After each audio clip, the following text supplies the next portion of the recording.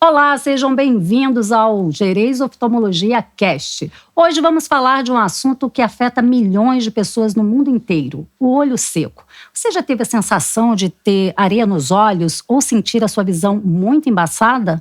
Então você está no lugar certo. Hoje nós vamos destrinchar esse assunto e revelar para você o que é mito e o que é verdade sobre esse tema. E para bater esse papo com a gente, está aqui o Dr. André Gerês, médico oftalmologista e especialista em olho seco. Dr. André. Obrigado, Rosiane. É um prazer estar aqui. A ideia do nosso podcast é trazer informação de forma acessível para os nossos pacientes. Então, vamos bater um papo e conversar sobre olho seco hoje. O olho seco, ele traz muitos prejuízos para a pessoa, né? A gente sabe que quem tem olho seco, eu tenho, tem muito prejuízo. E quais são os principais sintomas do olho seco? Os sintomas do olho seco, eles variam de acordo com a gravidade da doença, né? A maior parte dos pacientes sente sensação de areia, dor, desconforto, olho vermelho. E é interessante que os pacientes às vezes não sabem ter olho seco e têm esses sintomas, né? Eu não consigo ficar no ar-condicionado, não consigo usar uma lente de contato, meu olho é mais vermelho do que o normal, né? Pensam assim em outras possibilidades, uma conjuntivite, algo do tipo, e aí, num diagnóstico, ele pode ser diagnosticado como olho seco. Tem muita gente que fala assim, isso que o senhor falou. O meu olho fica muito vermelho, eu sinto dor. Meu olho é muito dolorido. Então eu já falo logo, procura um oftalmologista, você de repente tem olho seco. Como que é feito esse diagnóstico? Como que tem a certeza de que, não, é olho seco? O diagnóstico do olho seco, basicamente, ele é clínico. Precisa passar no oftalmologista, ser examinado na lâmpada de fenda, que é aquele aparelho, e a gente consegue avaliar a superfície ocular do paciente. Existem alguns recursos específicos, né? Avaliação da qualidade, da quantidade da lágrima. Algumas máquinas hoje já ajudam no diagnóstico, mas basicamente é um diagnóstico clínico. E aí, o interessante é que a superfície ocular é muito rica, né? Envolve pálpebra, envolve os cílios, envolve a borda da pálpebra. E aí, com essa análise completa, a gente vai tentar entender se aquele paciente tem ou não o olho seco e aí pensar nas possíveis causas e no tipo de olho seco do paciente, que é importante de falar. Nem todo paciente tem o mesmo tipo de olho seco. O senhor estava falando antes de começar que exatamente isso. Tem tipos de olho seco. E tem o Sjögren e tem o olho seco que não é necessariamente o olho que é o que tem o Sjögren. Qual é essa diferença? Isso, então assim, para a gente fazer uma analogia bem simples, né? A lágrima, ela tem água e tem proteínas, sais minerais, gordura, outros componentes que vão dar sustentação à lágrima, né? O paciente, ele pode ser dividido, então, olho seco aquoso, onde ele produz menos água. O Sjögren é o principal aí exemplo de pacientes com deficiência aquosa da lágrima. Existe o olho seco evaporativo, onde a qualidade da lágrima ela não é boa, ou seja, o paciente tem água na lágrima, só que ele não tem uma qualidade boa, principalmente por falta de gordura, tá? E existe o olho seco misto, onde o paciente tem os dois cenários, vamos dizer assim, né? Tanto a falta de água, como uma lágrima desqualificada. Então, de acordo com o quadro clínico do paciente, a gente vai caracterizar ele em deficiência aquosa, um olho seco misto ou um olho seco evaporativo. E é possível um paciente só ter tudo isso? Sim, aí vamos dizer que o paciente com síndrome de Sjögren, por exemplo, ele pode ter uma menor produção e uma menor qualidade da lágrima, que são os casos mais desafiadores, tá? Felizmente, os olhos secos por deficiência aquosa, onde tem essa menor produção, eles, na nossa amostragem, são o menor número de casos, porém são os casos mais graves.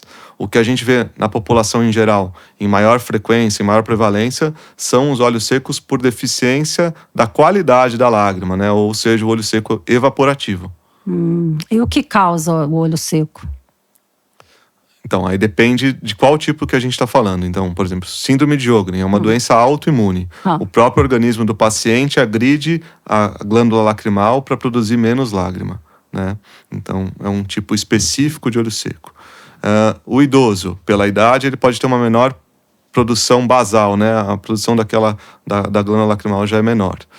Olhos secos evaporativos, que é mais comum na população, é multifatorial, tá? Então, o excesso de telas, ar-condicionado, cidades poluídas, né? Alterações nas glândulas que produzem gordura na lágrima, que são as glândulas de Meibomius. Então, esse é o nosso principal desafio, porque como é uma doença multifatorial, muitas vezes o paciente está exposto a várias causas, né? Então a gente tem que tentar identificar e combater essas causas. Por isso que é um quadro crônico em geral, não é uma coisa rápida de se tratar e não é uma coisa rápida, ou não é algo agudo. Os pacientes já têm olho seco há algum tempo quando chegam no nosso consultório. E qual é, assim, o grau que fica mais grave para uma pessoa que tem olho seco? O que ela pode desenvolver? Aí eu volto para trás para entender a lágrima, né? A lágrima, ela tem um papel importantíssimo na nossa visão de proteção, de hidratação, de nutrição e na visão também, né? A lágrima é o primeiro meio onde a luz passa do nosso... Quando ela entra nos olhos, o primeiro meio é a lágrima, né? Que está na frente da nossa córnea. Então, um paciente com olho seco severo, que não tem uma produção baixíssima de lágrima, em geral são pacientes que podem até ter uma queda importante da qualidade de vida. Por quê? Podem ter dor forte, visão ruim porque a córnea fica alterada, né? Uma fotofobia, ou seja, uma sensibilidade à claridade muito grande. E aí isso afeta diretamente a qualidade de vida. Tem pessoas que às vezes param suas vidas por conta do olho seco. Obviamente a gente está falando dos casos mais graves, né? Então o olho seco grave afeta muito, né? E aí, obviamente, de acordo com a intensidade, ele vai afetar mais ou menos cada paciente. Aí não tem, né, um número assim, um dado que fale tem 20% da população no mundo inteiro, tem 34% de população afetada pelo olho seco. Nós não temos um dado assim, vamos dizer, mundial que você possa falar, esse é o dado. O que a gente sabe é que os estudos mostram que em torno de 20, 30% da população tem algum sintoma ou sinal de olho seco. Os estudos têm essa prevalência um pouco divergente, porque varia com o que foi estudado, se foi estudada a qualidade, se foi estudada a quantidade da lágrima, mas são crescentes os estudos sobre olho seco, são crescentes o maior entendimento sobre a doença, e hoje, entendendo mais, a gente faz mais diagnóstico. Então, com certeza, é um número grande, pensar que seja 20% da população com algum sintoma, são muitas pessoas que sofrem, de alguma forma, alterações da superfície ocular, e aí por isso que a gente fala síndrome do olho seco, né? Porque é um complexo de quadros clínicos que existem na população. E quais são os hospitais que nós temos vamos falar a nível Brasil, que você fala assim, a pessoa que está no Ceará, ela teria o hospital de referência de olhos, que é importante ela estar fazendo acompanhamento, ou ela procurar determinado hospital. Eu sei que o senhor trabalha no BOS também, né? Lá o senhor é médico, seu professor no ambulatório de córnea, que trata também de olho seco. Eu não sei dizer, todas as referências de hospitais do Brasil é enorme, né? Mas estão crescendo, são crescentes os hospitais com serviços, assim como no BOS nós desenvolvemos, específicos para a superfície ocular, específicos para o tratamento de olho seco, assim como médicos que se formam, fazem sua especialização e vão ter esse enfoque na superfície ocular. Na verdade, hoje o que é conversado e que é ensinado, né, nas residências, é que o olho seco, a superfície ocular, ela participam de várias frentes na oftalmologia, se não quase todas, né? Então, o médico que opera uma catarata é importante que avalie superfície ocular pelo resultado cirúrgico, o médico que trata glaucoma, porque os colírios de glaucoma, em geral, afetam a superfície ocular, podem estar relacionados, né? O médico que faz cirurgia refrativa. Então, assim, com esse maior entendimento da doença, com esse maior número de diagnósticos, a classe oftalmologista em geral está entendendo mais sobre o olho seco. Obviamente que quando a gente fala de um setor de referência, né, nós temos recursos específicos, nós temos um olhar mais direcionado para aquilo, mas eu acho que assim, o importante é passar por uma consulta oftalmológica. E, obviamente, o médico, quando avalia que já é um caso mais específico, ou que não tem aquele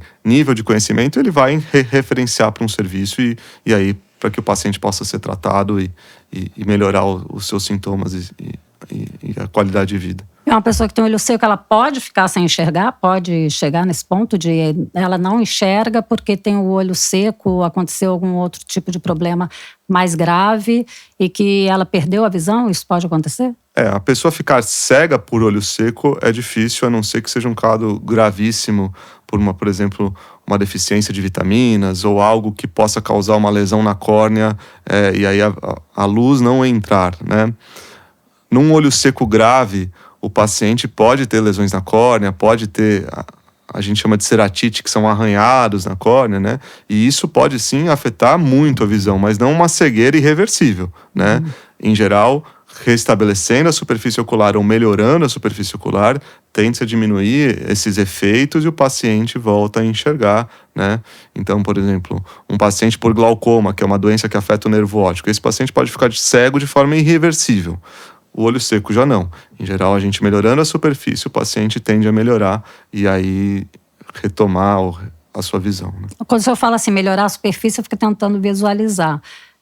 Como assim melhorar a superfície? Como é que melhora essa superfície? A gente fala superfície ocular que envolve a lágrima, a córnea, as pálpebras, né? Então a gente chama isso de superfície ocular, que seria o meio externo, né? A ligação do nosso olho com o meio ambiente, né? Então melhorar a superfície significa tratar a superfície. E aí o tratamento da superfície vai ser direcionado às alterações que o paciente pode ter. Por exemplo, se eu tenho o meu olho mais aberto, isso altera a superfície ocular, porque a lágrima vai evaporar mais. Então eu teria que fechar a pálpebra de alguma forma, cirurgicamente, por exemplo. Ou se eu tenho a borda da pálpebra muito inflamada, então eu tenho que tratar aquela blefarite para diminuir a inflamação e melhorar a superfície ocular, né?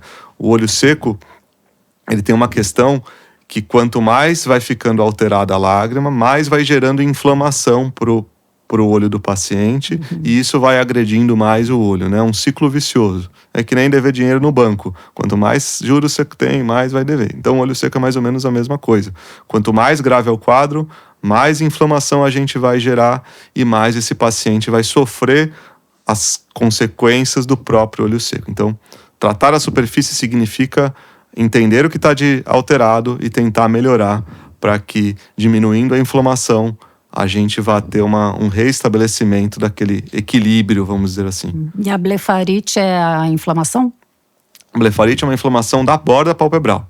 E aí tem tipos diferentes de blefarite. A borda palpebral, por estar em constante atrito, né, na região da córnea, ela também está relacionada a aumento de citocinas inflamatórias, e isso pode prejudicar um olho seco, por exemplo. E quando a pessoa tem um olho seco, tudo é seco no olho, até por dentro da pálpebra. E aí, isso acontece? Isso sim, acontece no sentido, principalmente nesses casos de deficiência aquosa, onde não tem produção de lágrima, né? Por quê? A lágrima, ela reveste todo a córnea e o fórnice, né? É onde está a pálpebra, tanto em cima como embaixo. Então, se eu tenho uma produção zero de lágrima, é como uma engrenagem sem óleo. Ela vai ficar atritando e vai causar dor e vai causar desconforto, né? Interessante a gente falar que mesmo com o avanço da indústria farmacêutica, nenhum colírio lubrificante, ou seja, nenhum colírio que substitui a lágrima é igual à lágrima. A gente não conseguiu desenvolver um colírio que seja tão complexo como a lágrima. O sistema de piscar, de abrir e fechar os olhos, da troca da lágrima, é muito complexo. Envolvem células diferentes, com funções diferentes. Então, com terminações nervosas, é algo muito complexo.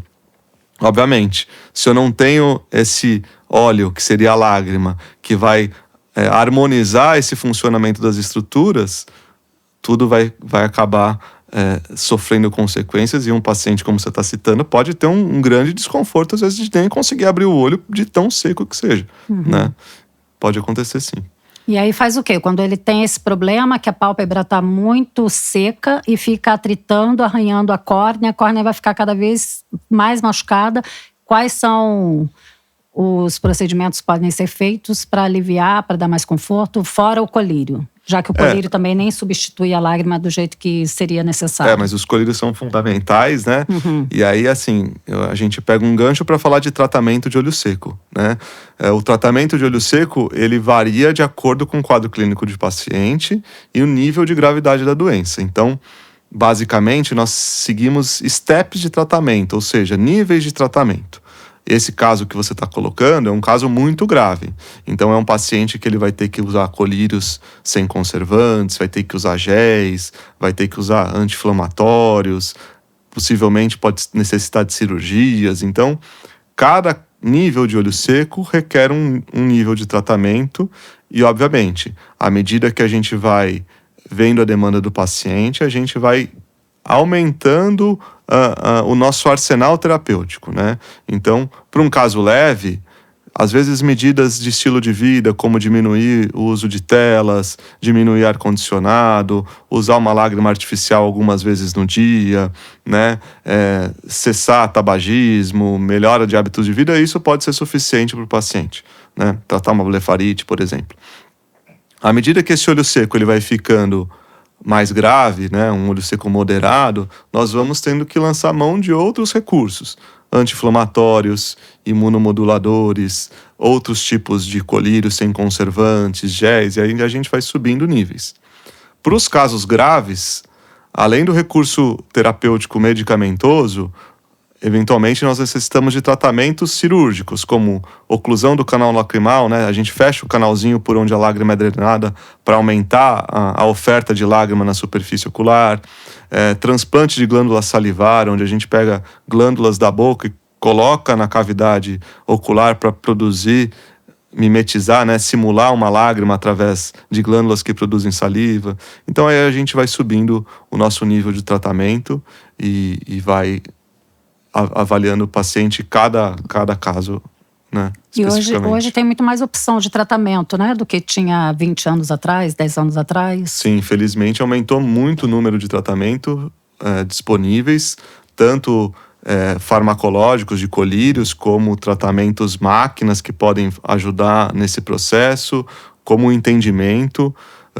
Nos últimos 5 anos, o nosso arsenal aumentou significativamente comparado a 30 anos atrás, por exemplo. Aí deu uma curiosidade aqui agora. Quando que o senhor falou assim, eu vou ser médico, oftalmologista, vou mexer com o olho, para a vida toda?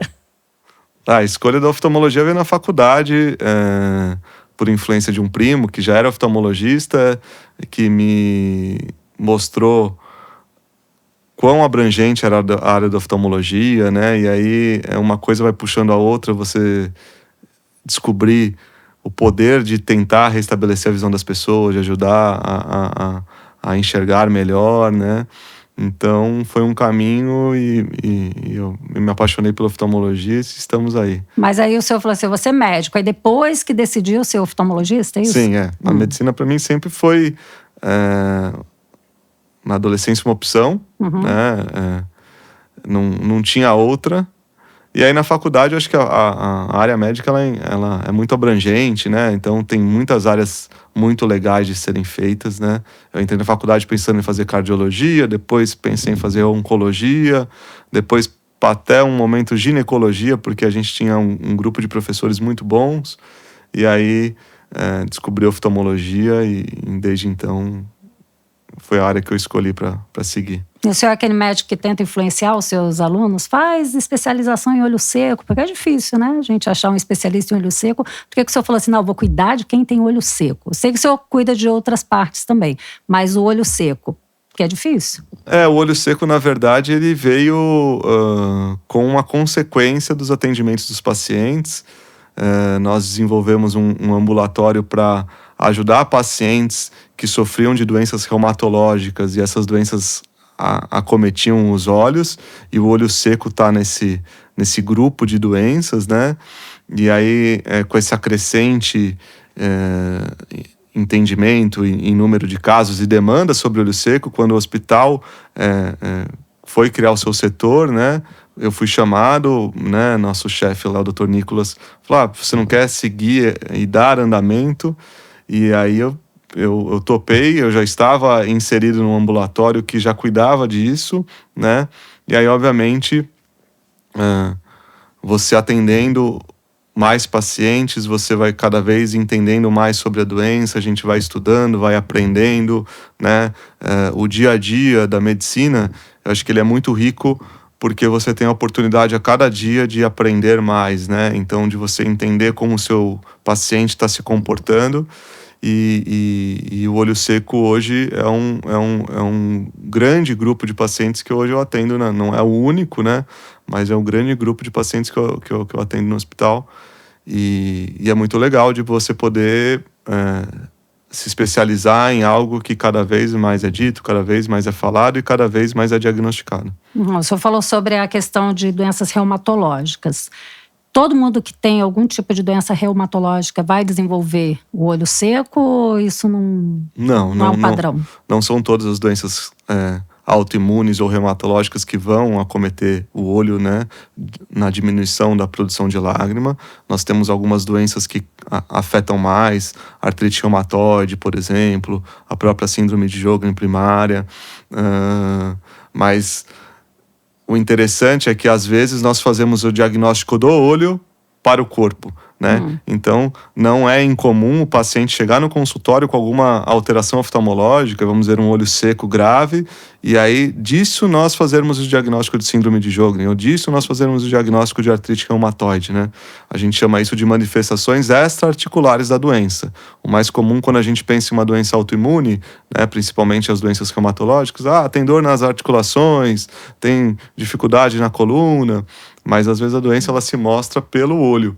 E aí, obviamente, voltando lá a falar um pouquinho de tratamento, é necessário tratar a doença que é a causa base, e o olho também em comparativo. E aí é um desafio maior dos nossos pacientes com olho seco, principalmente os olhos secos graves, porque eles precisam de um reumatologista e precisam de um oftalmologista. Assim como o paciente que tem alterações de tireoide, ele precisa lá do endócrino e precisa do oftalmo. Assim como o diabético, que também vai precisar do endócrino e vai precisar do oftalmo. Então,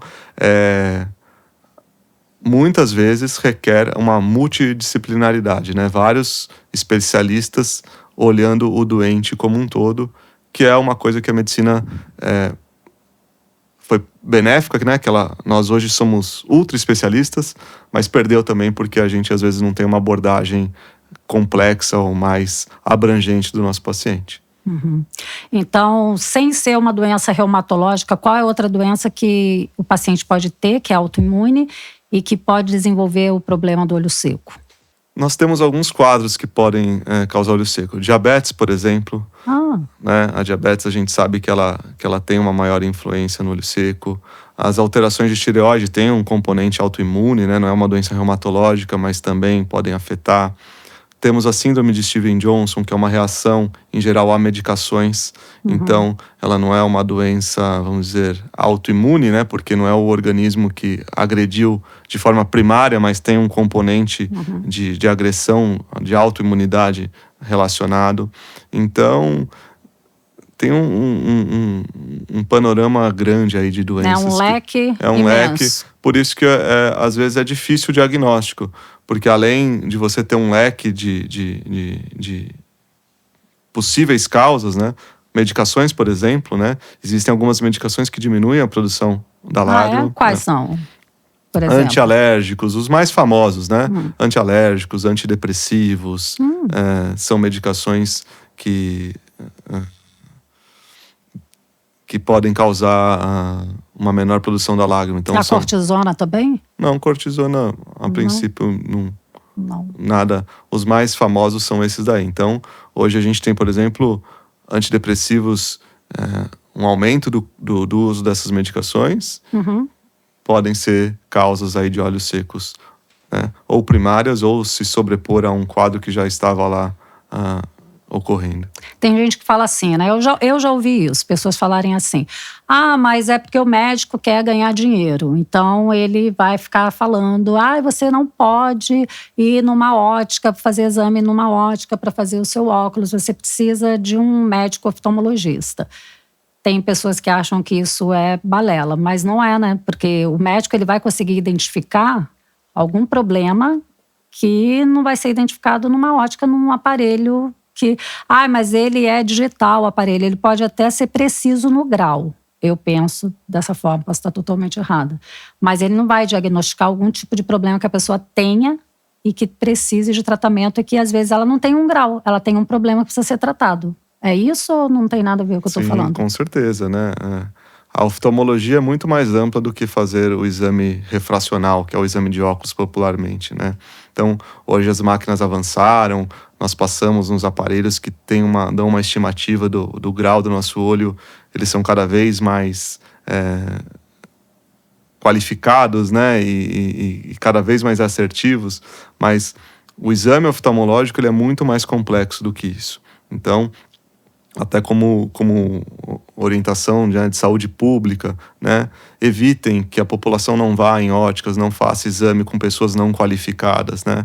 Porque muitos diagnósticos podem deixar de ser feitos, né? Infelizmente acontece, chegam no consultório os pacientes que não foram diagnosticados com glaucoma, com doenças de retina, doenças de córnea, né? Então, é fundamental fazer o exame refracional para ver a qualidade da visão, mas assim como é fundamental examinar o olho, porque o olho é muito complexo, cada estrutura tem seus pormenores, e é o que a gente está falando aqui um tempão sobre lágrima, né?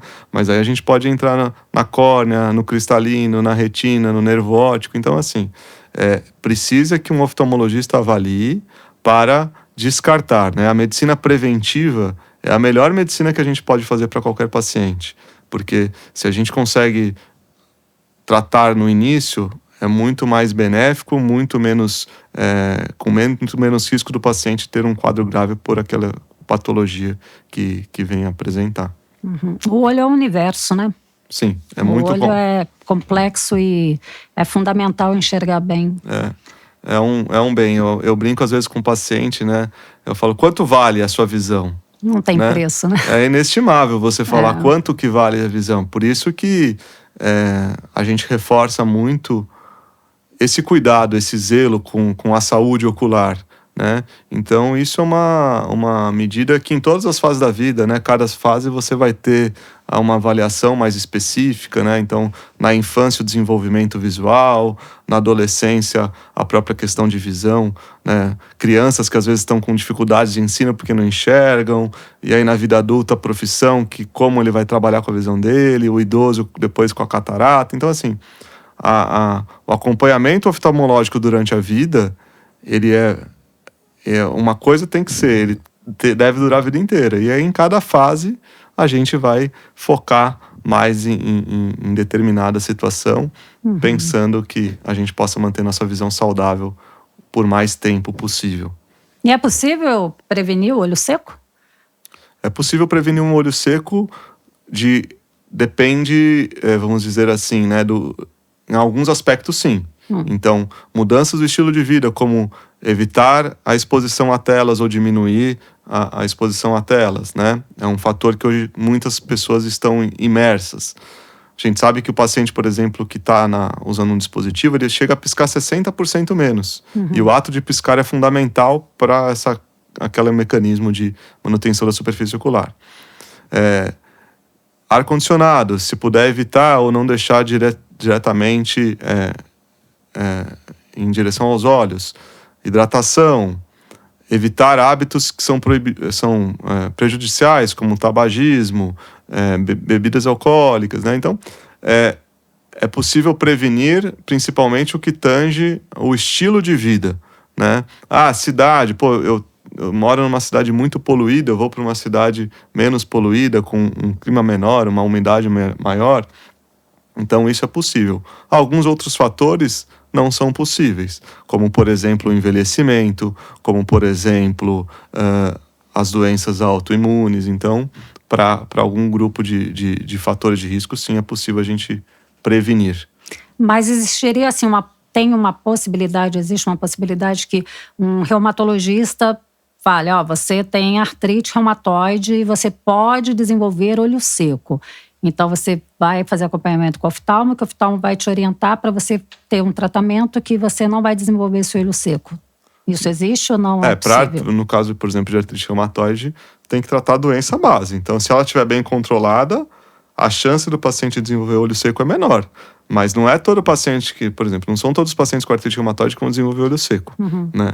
Mas, especificamente nesse ponto, o paciente precisaria tratar a doença base, né? Se o organismo começar a agredir a glândula lacrimal, aí as medicações, né, os imunossupressores vão tentar diminuir esse efeito, mas tem casos que a gente não consegue essa prevenção total. Né? Não é garantido, não né? É garantido, Ele não. pode fazer um bom tratamento com um bom médico, mas também acho que tem a questão das épocas, né? Que de repente tinha menos medicamentos e hoje já tem mais que podem ajudar na prevenção. Sim. Os medicamentos, eles vão evoluindo e à medida que eles vão evoluindo, a gente vai entendendo e vai tratando coisas que antes não conseguiam tratar. Mas ainda no cenário que a gente está hoje, a gente não tem casos que a gente não consegue a cura do olho seco, a gente consegue o controle, Sim. ou pelo menos minimizar o dano causado pela doença.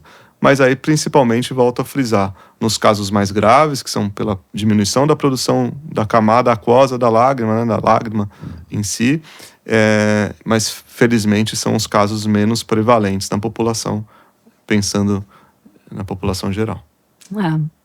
É isso, olho seco é um assunto gigantesco, não falamos nem metade aqui que poderíamos falar, mas a gente pode falar em uma outra ocasião. Esse é o Dr. André Gerês, ele é médico oftalmologista, especialista em olho seco, tem outras especializações também que nós vamos falar. E vamos ficar por aqui sobre o olho seco, depois a gente fala mais. Obrigada, doutor André. Obrigado. Por explicar, tirar aí os mitos e trazer a realidade do caso.